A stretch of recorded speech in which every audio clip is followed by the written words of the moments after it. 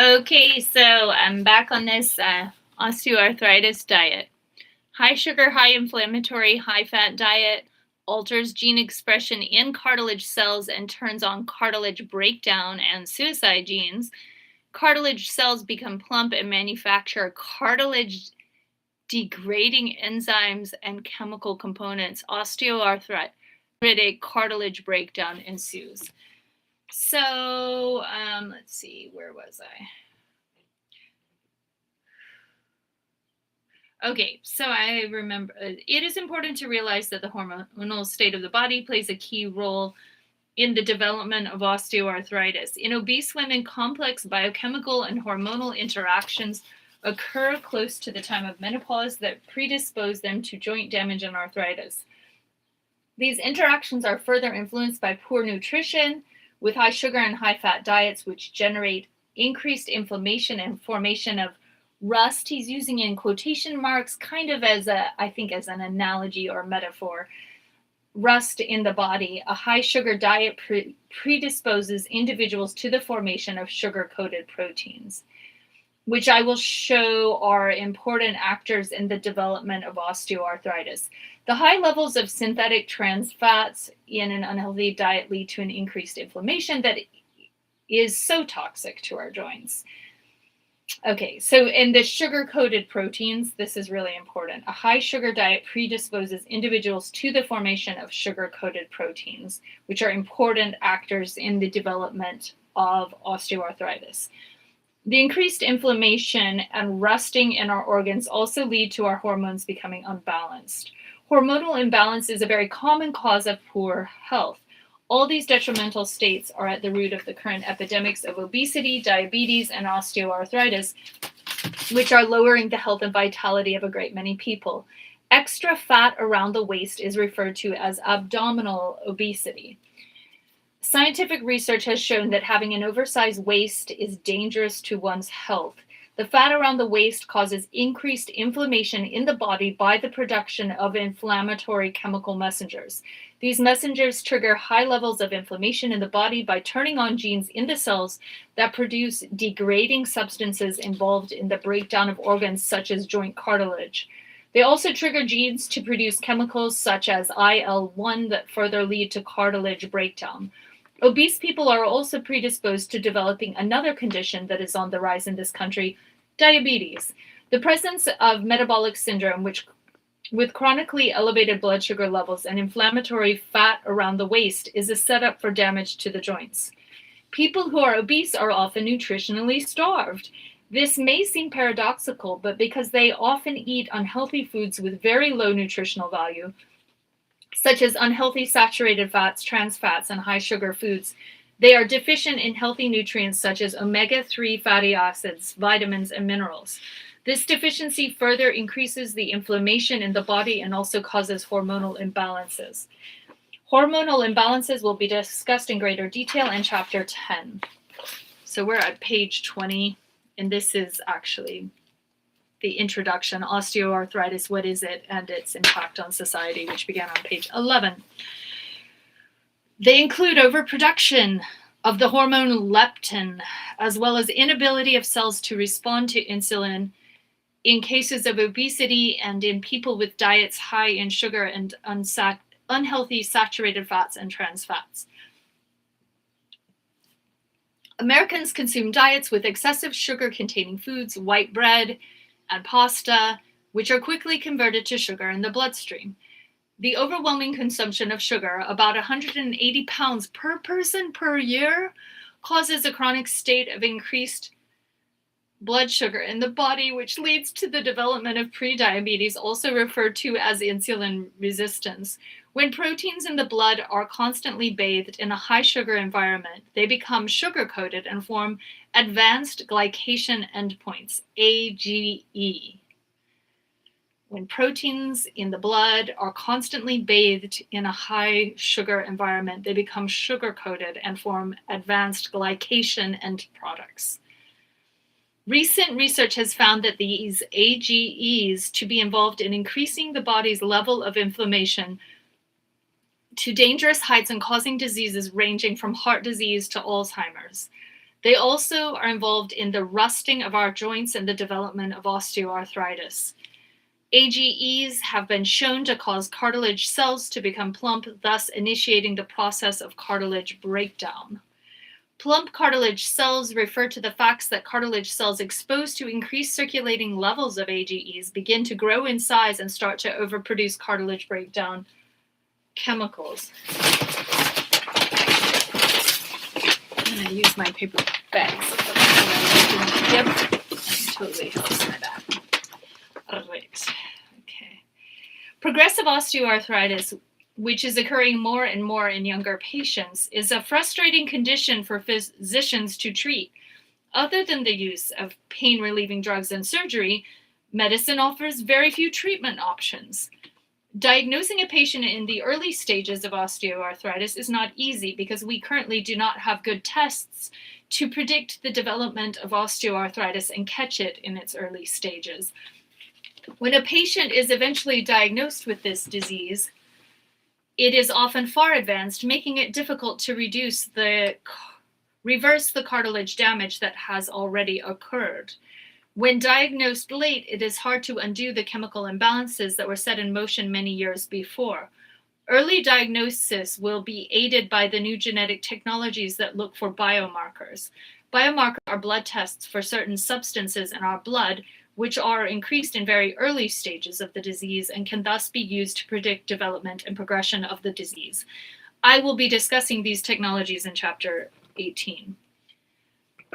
Intro to the major risk factors leading to damage in osteoarthritis. Obesity, metabolic syndrome, chronically elevated blood sugar levels with insulin resistance, excessive inflammation, hormonal imbalance.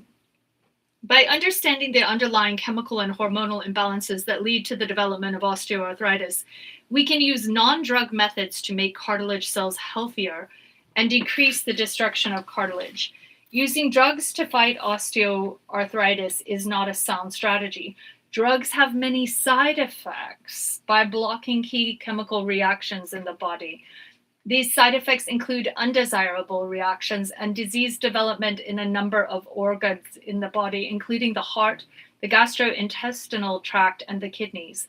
They also have never been shown to address the underlying causes of the disease or to stop or reverse the disease itself, and steroids and non-steroidal anti-inflammatory drugs, which are commonly used to treat arthritis, have been shown to actually accelerate the development of osteoarthritis with long-term use. The reason for this acceleration of this disease process is largely unknown.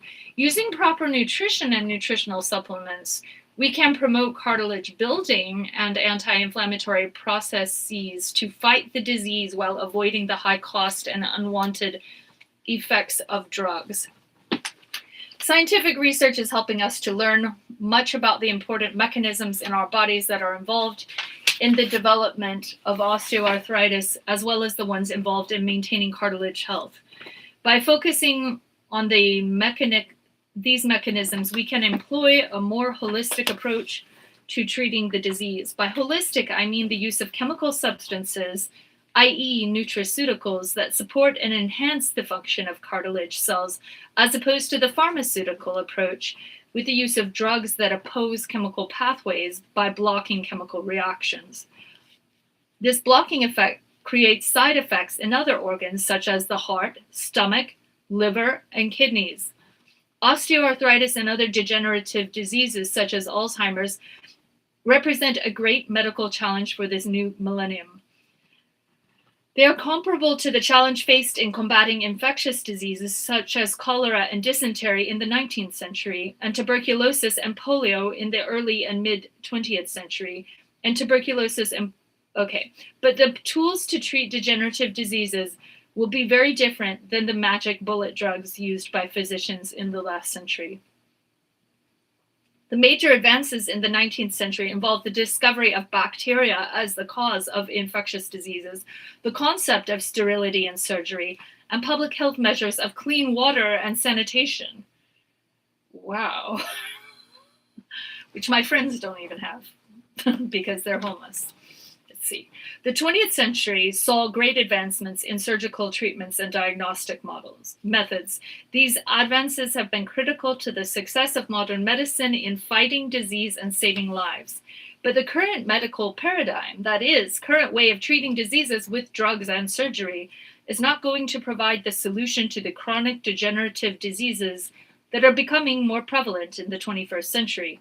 The current medical paradigm is flawed because it uses a double standard in dealing with new information.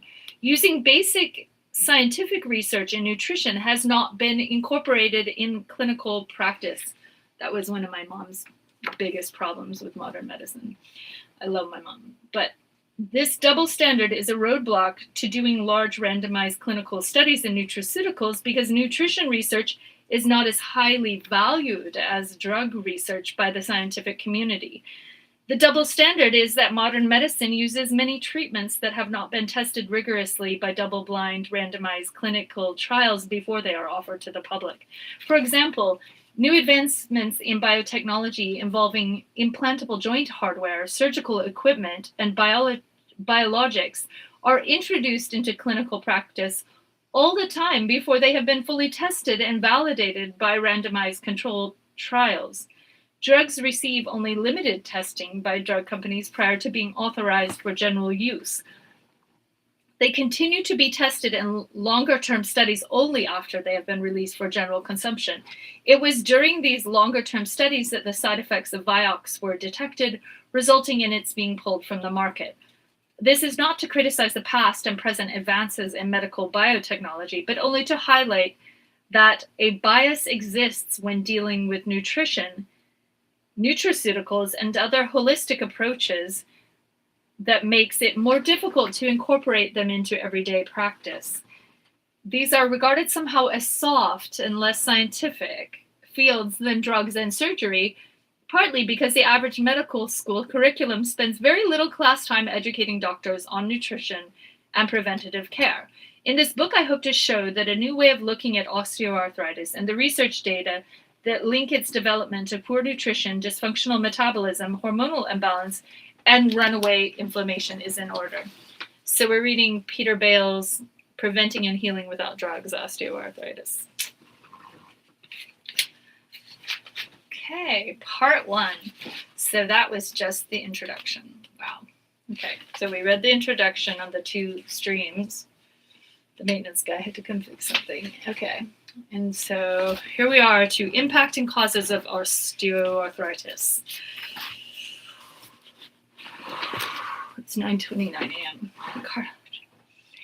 The major role of the cartilage in the joints is to act as the cushion that absorbs the stresses of walking, running, and other activities. It is useful to think of cartilage as being similar to the brakes in a car. When they are of proper thickness, the brake pads allow for smooth braking and stopping. As they become worn out, braking becomes harder and there is more grinding when the brakes are applied and the car does not stop smoothly. Similarly, when joints are deteriorated, cartilage are moved, there is grinding, popping, and a lack of smooth motion. This is very painful. But why do we lose the cartilage in our joints? Is this an inevitable part of growing older? The answer to the second question is no. Although osteoarthritis has traditionally occurred in older people, we are now seeing an epidemic of it in younger people as a result of their unhealthy diets. In answer to the first question, the loss of cartilage in the joints is a complex and poorly understood problem, which I will address in the following chapters. Osteoarthritis refers to the deterioration of cartilage in the joints that can be distinguished from other forms of arthritis, such as rheumatoid arthritis, which is an autoimmune disease in which the body attacks a number of other organs,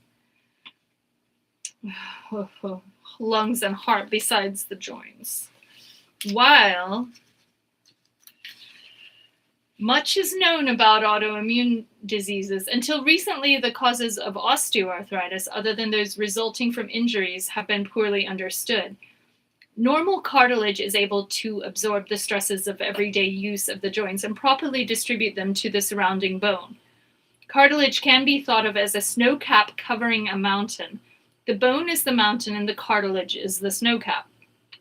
A major part of cartilage is collagen, a protein that twists around itself in a helix and makes up the three-dimensional structure of cartilage.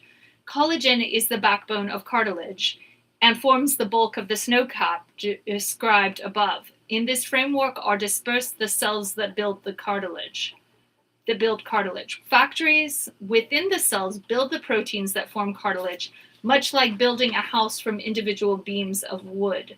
The genes in cartilage cells code for the proteins that are used to build collagen in the cartilage framework. The genes are the basic units of the master plan called the DNA, which contains the genetic information needed to create a human being. These cartilage cell genes are a major topic of this book. They are very sensitive to environmental signals such as the food we eat, the air we breathe, and other environmental conditions we come in contact with.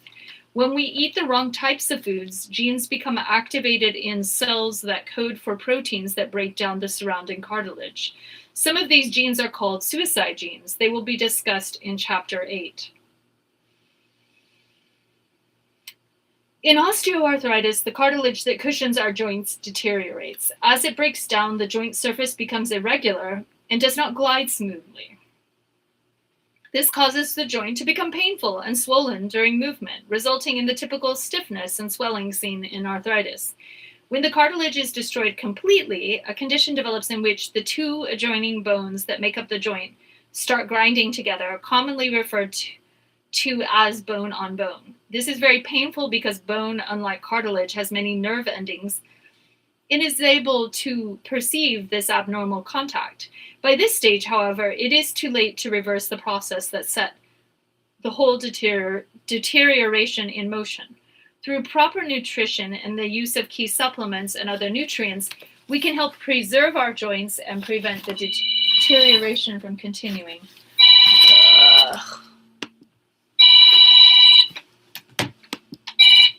Hello?